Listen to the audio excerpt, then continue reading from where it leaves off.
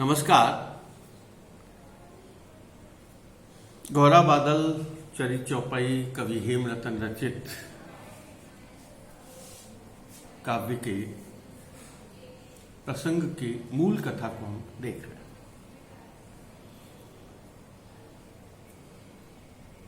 रोज की तरह आज भी मैं आपको जो अब तक की कथा हम पढ़ चुके हैं उसको एक बार बहुत शॉर्ट रूप में, बहुत संक्षेप रूप में आपके सामने रख रहा हूं। कवि हेमरतन द्वारा रचित गौरा बादल चरित चौपाई का शुभारंभ मंगलाचरण से होता है।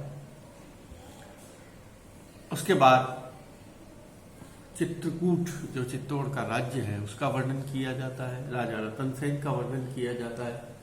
राजा रतन सेन के वर्णन के पश्चात उनकी रानी प्रभावती का वर्णन किया जाता है। रानी प्रभावती और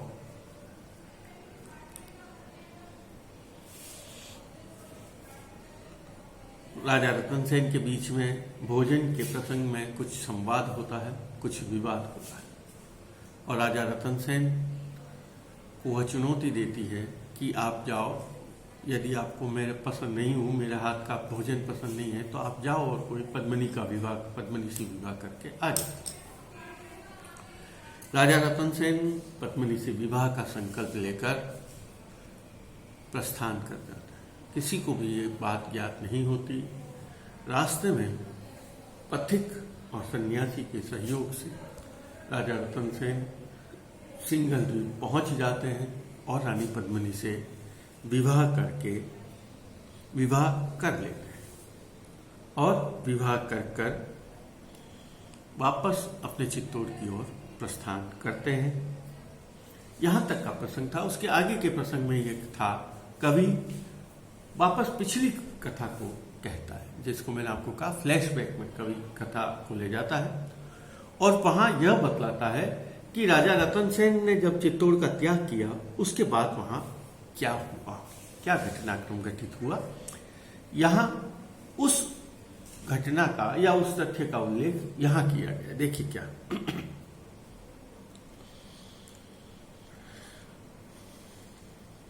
बात सुनु हिवते पाछली, रतन सेन राजानी भली, छानू छिटकियो भूपति जेह, मरम न जाने कोई भी उस मर्म को नहीं जानता, कोई भी उस रहस्य को नहीं जानता कि राजा रतन सेन जो गुप्त रूप से उस स्थान को छोड़कर गया है, क्या कारण या कहां गया है। अब क्या होता है, शाम होने को होती है। उस दिन का वर्णन मैंने आपको कहा, कहानी वापस पार्श्व में जाती है। अब देखिए वापस क्या कहा, कवि क्या वर्णन करता है। राजा तो निकल गया घर से भोजन के समय, विवाद होने के बाद। अब क्या होता है, सांझ हुई न विधि से राय, शाम होने लगी, राजा रतन सेन दिखाई नहीं दे रहे हैं। स्वामी बिन क्यों सभा बनाई, अब चूंकि स्वामी नहीं है, राजा नहीं है, तब दरबार का आयोजन संभव नहीं। राजा आएंगे तो दरबार का आयोजन होगा। जो सभा बैठती थी राज्यसभा तब बैठती, नहीं तो वो भी नहीं। अब लोगों को चिंता होने लगी, राजा कहां है। और देख रहे हैं, चिंता अभी नहीं है, वो देख रहे हैं राजा कहां गए। तो राजा का पता लगाने के लिए बाहर भीतर कीधु सोच, इधर उधर देखा उन्होंने कि राजा कहां है। नृपनी कोई न लाभई खोज, और होता क्या है, राजा रतन सेन उन्हें नहीं मिलते, कोई पता नहीं लगता राजा रतन सेन कहां है।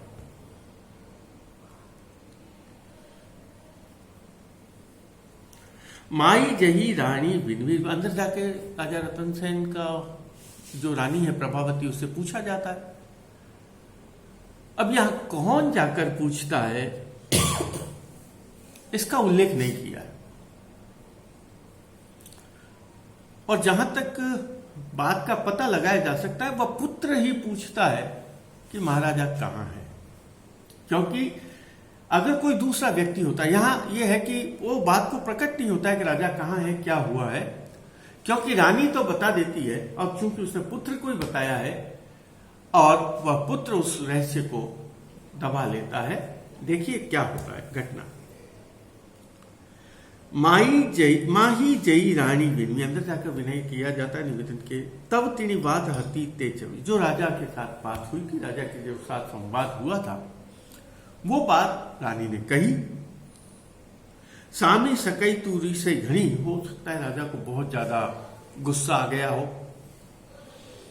क्यों विवाद हुआ था और उसने कहा था पद्मिनी से विवाह करो। हो सकता है राजा को बहुत ज्यादा गुस्सा आया हुआ हो और उस क्रोध में क्या किया होगा, परणे वा चालियों पद्मिनी, और राजा रतन सेन हो सकता है पद्मिनी से विवाह करने के लिए प्रस्थान कर गए हो।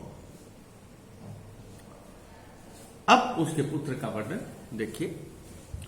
रतन राण सुत सकज सनूर, राजा रतन सेन का पुत्र रतन राण सुत, राणा रतन सेन का पुत्र जो है वो सकज, बहुत ही क्रियाशील है, ऊर्जावान है, और सनूर है, बहुत ही सुंदर ऊर्जावान वीर पुत्र है।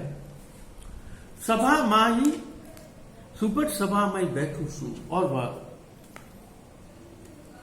ऐसा लगता है जब बैठा हुआ हो सभा के बीच में, तब लगता है कि हाँ कोई विशिष्ट व्यक्ति बैठा हुआ है। वीरों की सभा में वह बहुत सूरवीर की तरह शोभायमान होता है, या सभा में बैठे हुए, अपने समवयों की सभा में बैठे हुए वह बहुत ही प्रतीत होता है वह वीर है।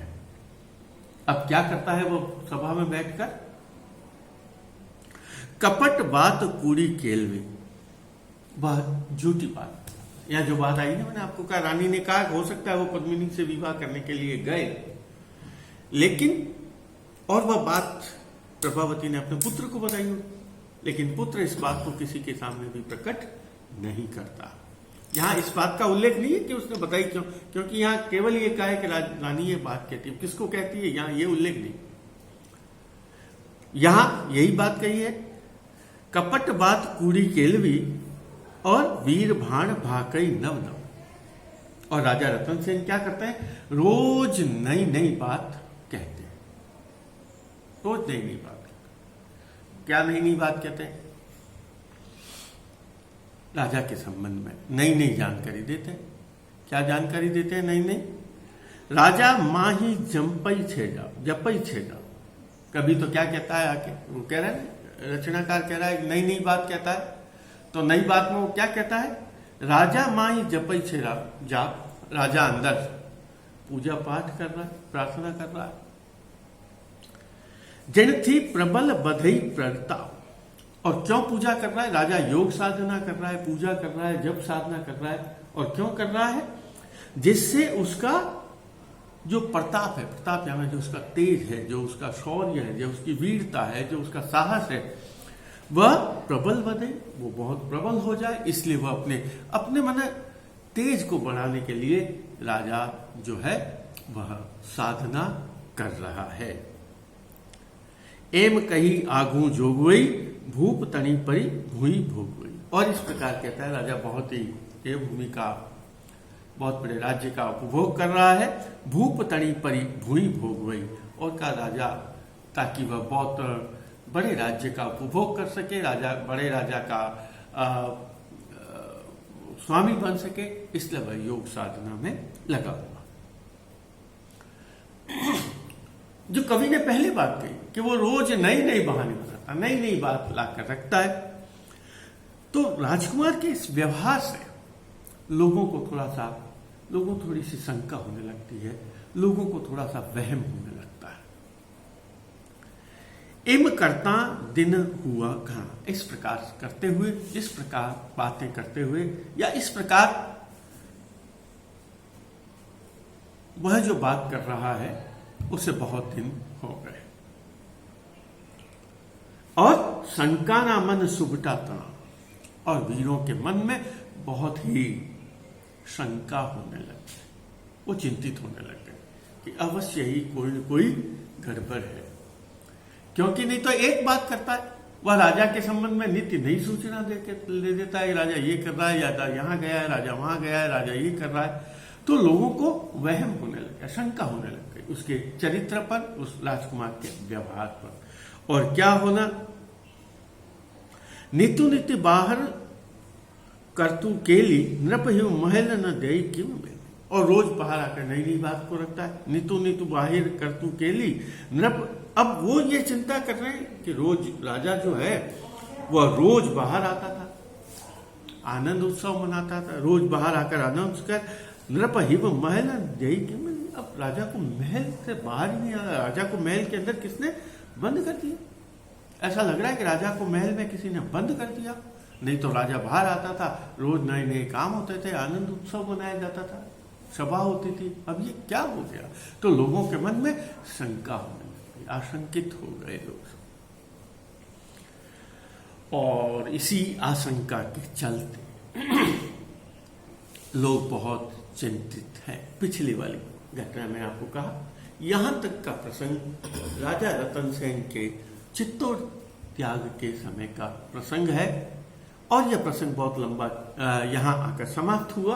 और उसमें बताया है लोग या जो वहाँ के वीर सैनिक हैं, दरबारी हैं, वो किस प्रकार राजा के न होने से या राजा की अनुपस्थिति के संबंध में चिंतित हैं।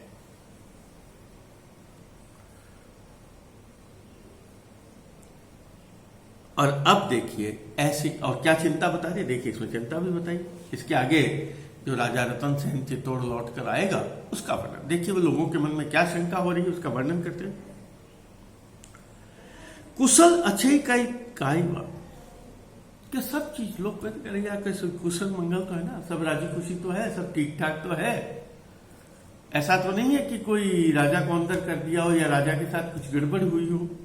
मत सूती मारियू हुई तात, कहीं ऐसा तो नहीं कि इस पुत्र ने राज्य को प्राप्त करने के लिए अपने पिता को ही मार दिया हो। अब लोगों को आशंका और बहुत वे शंका में जी रहे हैं और बहुत ही आशंकित हैं। और ऐसी बातें निरंतर रूप से चल रही होती हैं। तभी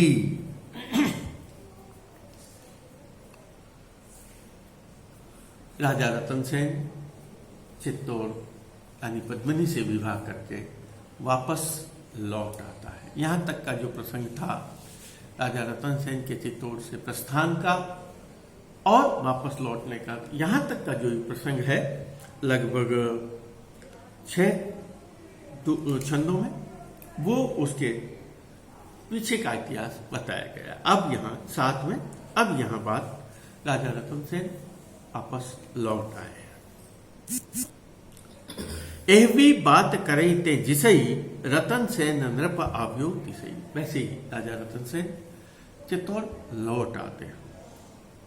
अब उसके साथ क्या क्या है देखिए, क्या क्या है उसके साथ। 4 सहस हैवर हिस्सा, उसके साथ 4000 4 सहस, 4 सहस का मतलब 1000, हैवर, है का मतलब होता है घोड़ा और वर बने श्रेष्ठ, हिंसता, हिंसते हुए, घोड़े हिनहिनाते हैं तो वो हिनहिनाते हुए उसके साथ 4000 घोड़े आए। और क्या है देखिए, ये सब उसको दहेज में मिला है सिंगल द्वीप से। 20 सहस गएवर अति गाजता, 20 यानी 2, सहस यानी 1000, 2000 हाथ गएवर, गजराज श्रेष्ठ हाथी। 20 सहस गएवर अति गाज, गर्जना करते हुए चिंघाड़ते हुए हाथी 2000। सहस 4 सहस हैवर हिस्सा, 20 सहस गएवर अति गाज, और गर्जना करते हुए चिंघाड़ते हुए 2000 हाथी है पास। 20 सहस बिहू दिसे पालकी, 2002 पालकियां हैं। त्या माहे तसु बैठी सकी, और उन 2000 पालकियों में रानी पद्मिनी की सखियां बैठी हुई, जो उनकी दासियां वो बैठी हुई हैं। वीची पालकी पद्मिनी थे 2002 बताइए, तो 2000 में तो दासियां बैठी हुई है। और बीची पालकी पद्मिनी तन, और बीच में जो पालकी है उस पालकी में रानी पद्मिनी है, रानी पद्मावती है। बीची पालकी पद्मिनी तनी, चेहू दिशी भमर रहा ऋण जानी। और जिस प्रकार तो रानी पद्मिनी, रानी पद्मावती के वो चारों भंवर कमल के समान सुंदर है, कमल के चारों भंवरे मंडराते हैं, वहां भी उसके ऊपर उसकी खुशबू से, उसकी सुंदरता से मोहित होकर ऐसा कवि कह रहा है मानो भंवरे गुंजायमान कर रहे हैं। और उन पालकियां कितनी सुंदर है उसका वर्णन करते हुए कहा, ऊपर ही कंचन कलश अनेक, बहुत सारे उनके कलश, जैसे मंदिर में कलश होता है, कलश का मतलब जो मंदिर के ऊपर गुंबद के ऊपर जो स्वर्ण लगे होते हैं, कलश का, पालकियों के ऊपर भी कलश है। ऊपर ही कंचन कलश अनेक, अनेक कंचन युक्त कलश स्थापित किए हुए हैं उन पर। और कैसे हैं वो पालकियां? एक तकी वली अदकू, एक से बढ़कर एक वो पालकियां सुंदर है।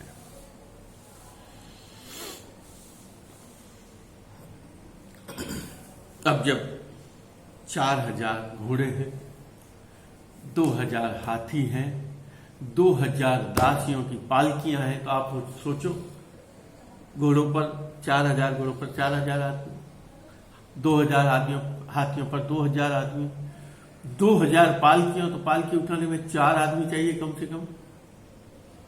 तो 4000 2000 पालकियों के हिसाब से 8000 वो आदमी।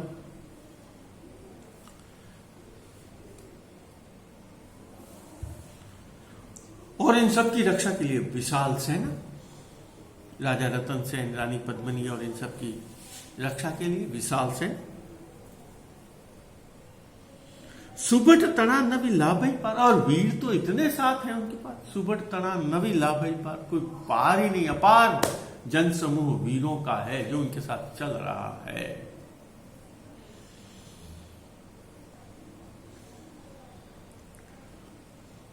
सुबट तना नवी लाभई पार, कोई पार ही नहीं, अपार जन समूह वीरों का है, वीरों का समूह अपार है उनके साथ, जिनकी जिनकी गिनती नहीं की जा सकती। और क्या हो रहा है? गज गर्जा रव है हिसाब, हाथियों की गर्जना हो रही है और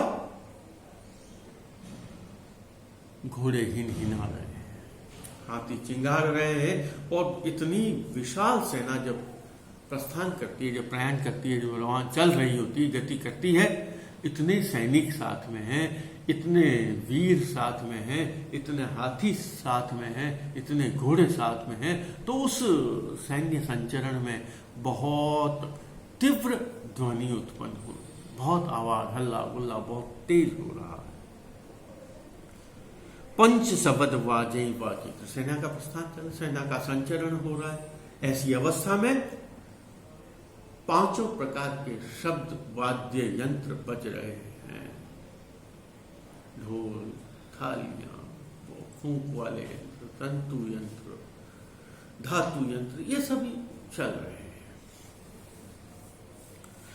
पंच शब्द वाजे वाजित्र, वाजित्र का मतलब ये यंत्र है, संगीत के यंत्र। तेज सुनता सभी नाश शत्रु, और उन सबको सुनते हुए शत्रुओं का नाश हो जाता। इतनी घोड़ों की आवाज, हाथियों की आवाज, सेना के संचरण की आवाज, और इन सबको सुनते हुए इतना तेज ध्वनि हो रही, इतना कोलाहल हो रहा है कि वीरों के, समझ लीजिए ये हमारे यहाँ कई बार इस प्रकार का वर्णन होता है, इस प्रकार का कोलाहल वीरों के मन में तो उत्साह को पैदा करता है, जो कायर आदमी है वो डर जाते हैं। ये इतनी आवाज, ये इतनी तीव्र ध्वनि, ये तेज कहां से आवाज आ, और वही हुआ जो कायर है, जो उनके शत्रु हैं, वो जो कायर हैं, वीरों के दुश्मन कौन होते हैं? कायर। तो उसने कहा पंच शब्द वाजे वाजित्र, ते सुनता सविनाशई शत्रु, और उनको शत्रुओं का इतनी तीव्र ध्वनि हो रही है सेना के संचरण की कि जिससे सभी शत्रुओं का नाश हो जाता है, शत्रु भूल जाते हैं, शत्रुओं का ये सुनने मात्र से ही शत्रु नष्ट हो जाते हैं। इम तसु साथ ही सब लिपे, इस प्रकार इस प्रकार राजा रतन सेन के साथ बहुत ही सबल सेना थी। गैणंगणी बहु उड़ई रैन, और जब सेना का संचरण हो रहा था, सेना चित्तौड़ की तरफ आ रही थी, तब उन कच्चे मार्गों पर बहुत धूल उड़ रही थी, उनके सेना के संचरण से मिट्टी उड़ रही थी, और वह इतनी विशाल सेना के चलने से मिट्टी या धूल इतनी उड़ती है कि वो गगनांगन को ढक देती है। ऐसा लग रहा है जैसे कोई मिट्टी का तूफान आ गया हो, गगनांगन में, आकाश में वह रेत मिट्टी छा जाती है। गैणंगनी बहु उड़ई ऋण, ऋण का मतलब होता है रेत मिट्टी। आव्या चित्रकूट तलहटी, और राजा रतन सेन, आपने किसी ने देखा होगा, चित्तौड़ का किला एक पहाड़ी पर बना हुआ है, बहुत बड़ा विशाल पहाड़ी, उस पर चित्तौड़ का किला बना हुआ है। उसकी तलहटी में नीचे महल में वह सेना रुकती है। आव्या चित्रकूट तलहटी, हुई कोलाहल अति कलहटी, और इतनी बड़ी सेना के अचानक चित्तौड़ पर पहुंचने के कारण चारों ओर कोलाहल मचा हुआ है। ऊपर गढ़ से राजा रतन सेन का पुत्र, उसको सूचना मिलती है एक बहुत बड़ी सेना प्रस्थान इस तरफ चित्तौड़ की तरफ आ रही है।